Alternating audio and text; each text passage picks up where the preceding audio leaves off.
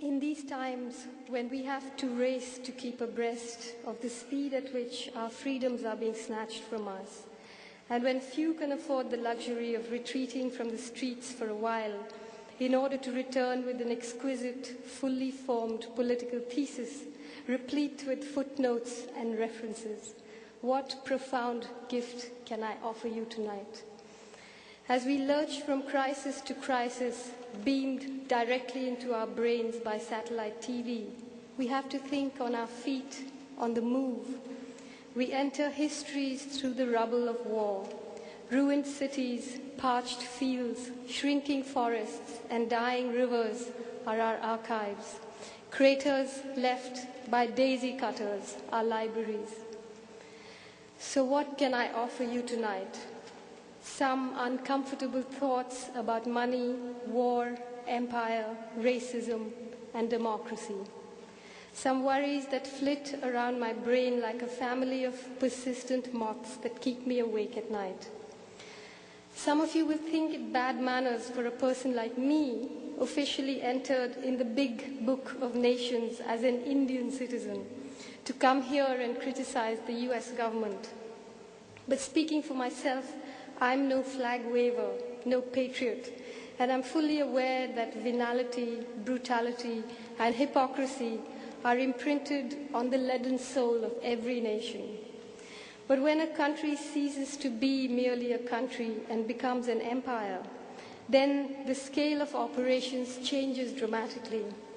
So may I clarify that tonight I speak as a subject of the American empire. I speak as a slave who presumes to criticize her king.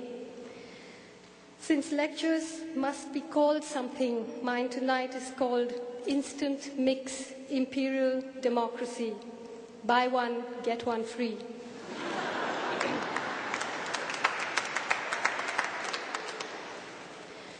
Way back in 1988, on the 3rd of July, the USS Vincennes, a missile cruiser stationed in the Persian Gulf, accidentally shot down an Iranian airliner and killed 290 civilian passengers. George Bush I, who was at the time on his presidential campaign, was asked to comment on the incident. He said, quite subtly, "I will never apologize for the United States. I don't care what the facts are." I don't care what the facts are. What a perfect maxim for the new American empire. Perhaps a slight variation on the theme would be more apposite. The facts can be whatever we want them to be. When the United States invaded Iraq, a New York Times CBS News survey estimated that 42% of the American public believed that Saddam Hussein was directly responsible for the September 11th attacks on the World Trade Center and the Pentagon. And an ABC News poll said that 55% of Americans believed that Saddam Hussein directly supported Al-Qaeda. None of this opinion is based on evidence because there isn't any. All of it is based on insinuation, autosuggestion, and outright lies, circulated by the US corporate media, otherwise known as the free press, that hollow pillar on which contemporary American democracy rests.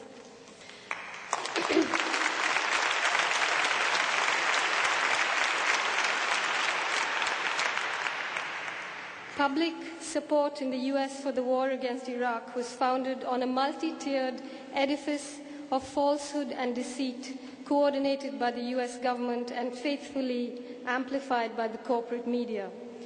Apart from the invented links between Iraq and Al-Qaeda, we had the manufactured frenzy about Iraq's weapons of mass destruction.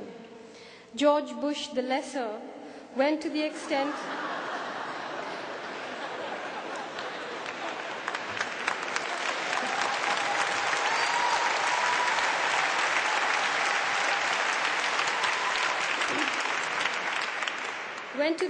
of saying it would be suicidal for the US not to attack Iraq.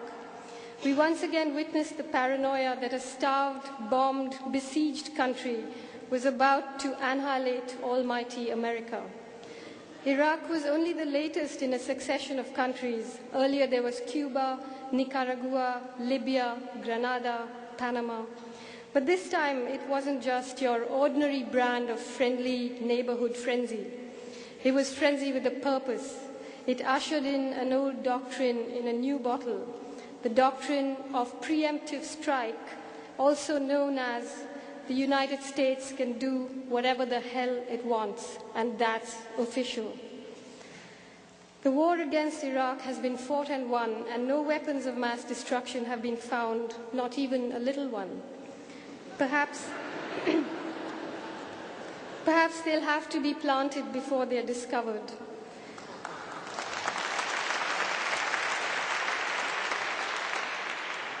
And then the more troublesome amongst us will need an explanation for why Saddam Hussein didn't use them when his country was being invaded. Of course, there'll be no answers. True believers will make do with those fuzzy TV reports about the discovery of a few barrels of banned chemicals in an old shed. There seems to be no consensus yet about whether they're really chemicals, whether they're actually banned, and whether the vessels they're contained in can technically be called barrels. There were unconfirmed rumors that a teaspoonful of potassium permanganate and an old harmonica were found there too. Meanwhile, in passing, an ancient civilization has been casually decimated by a very recent, casually brutal nation. Then there are those who say, so what if Iraq had no chemical and nuclear weapons? So what if there's no Al-Qaeda connection? So what if Osama bin Laden hates Saddam Hussein as much as he hates the United States? Bush the Lesser has said Saddam Hussein was a homicidal dictator, and so the reasoning goes, Iraq needed a regime change. Never mind that 40 years ago, under the CIA, under President John F. Kennedy, orchestrated a regime change in Baghdad. In 1963, after a successful coup, the Ba'ath Party came to power in Iraq. Using lists provided by the CIA, the new Ba'ath regime systematically eliminated hundreds of doctors, lawyers, teachers, and political figures known to be leftists. An entire intellectual community was slaughtered. The same technique was used to massacre hundreds of thousands of people in Indonesia and East Timor. The young Saddam Hussein was said to have had a hand in supervising the bloodbath. But in 1979, after factional infighting within the Ba'ath Party, Saddam Hussein became the president of Iraq. In April 1980, while he was massacring Shias, the US National Security Advisor, Zbigniew Brzezinski, declared, "We see no fundamental incompatibility of the interests between the United States and Iraq." Washington and London overtly and covertly supported Saddam Hussein. They financed him, equipped him, armed him, and provided him with dual-use materials to manufacture weapons of mass destruction.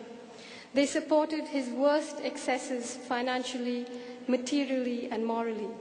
They supported the 8-year war against Iran and the 1988 gassing of Kurdish people in Halabja, crimes which 14 years later were reheated and served up as reasons to justify invading Iraq. After the first Gulf War, the Allies fomented an uprising of Shias in Basra and then looked away while Saddam Hussein crushed the revolt and slaughtered thousands in an act of vengeful reprisal. The point is, if Saddam Hussein was evil enough to merit the most elaborate, openly declared assassination attempt in history, the opening move of Operation Shock and Awe, then surely those who supported him ought at least to be tried for war crimes. Why aren't the faces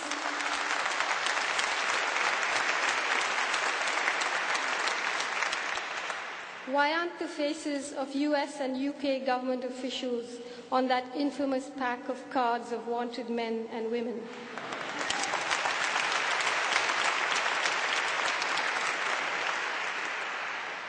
Because when it comes to empire, facts don't matter.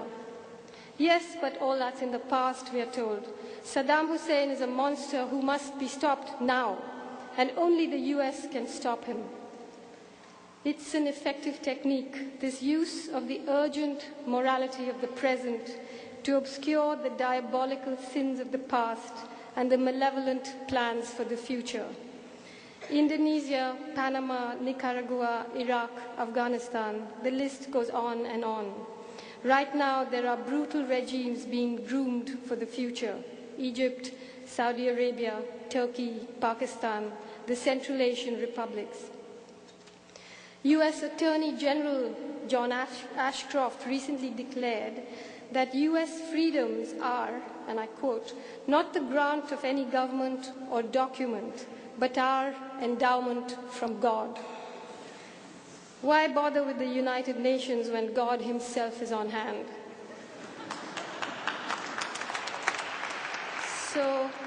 So here we are, the people of the world, confronted with an empire armed with a mandate from heaven, and, as added insurance, the most formidable arsenal of weapons of mass destruction in history. Here we are, confronted with an empire that has conferred upon itself the right to go to war at will, and the right to deliver people from corrupting ideologies, from religious fundamentalists, dictators, sexism, and poverty, by the age-old, tried and tested practice of extermination. Empire is on the move, and democracy is its sly new war cry. Democracy home delivered to your doorstep by daisy cutters. Death is a small price for people to pay for the privilege of sampling this new product. Instant mix Imperial democracy. Bring to a boil, add oil, then bomb.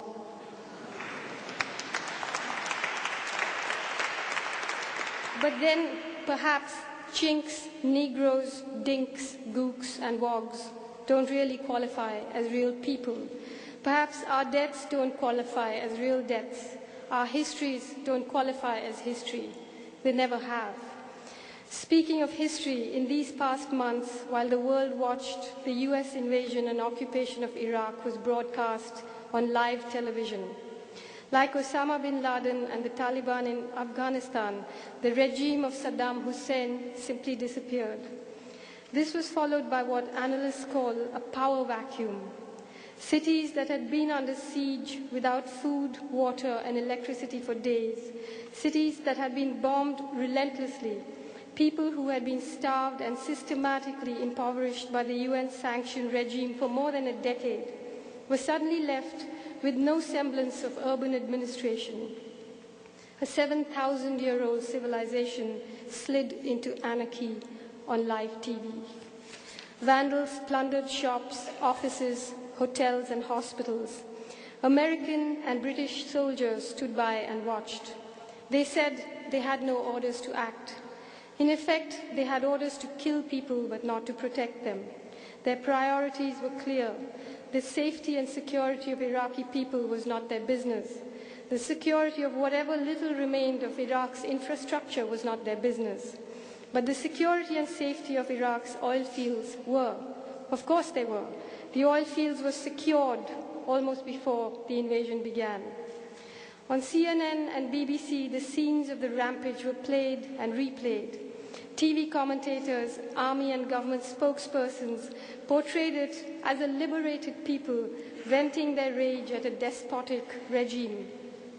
US Defense Secretary Donald Rumsfeld said, and I quote, "It's untidy, freedom's untidy, and free people are free to commit crimes and make mistakes and do bad things." Did anybody know that Donald Rumsfeld was an anarchist?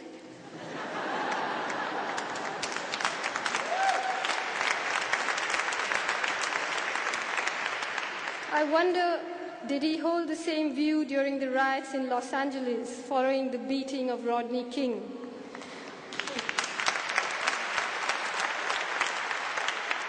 Would he care to share his thesis about the untidiness of freedom with the 2 million people being held in US prisons right now?